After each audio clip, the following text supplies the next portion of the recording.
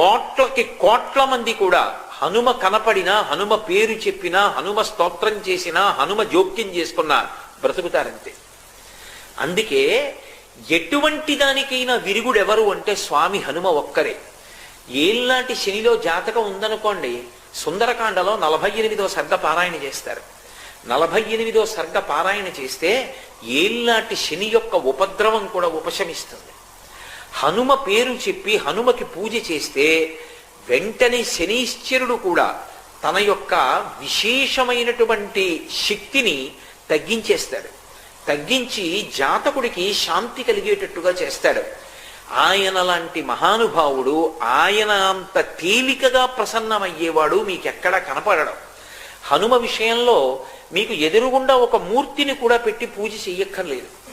భయం వేసిందనుకోండి, ఎప్పుడైనా ఒక చీపురు పుల్ల తీసి మీకు ఎదురుగుండా రాయి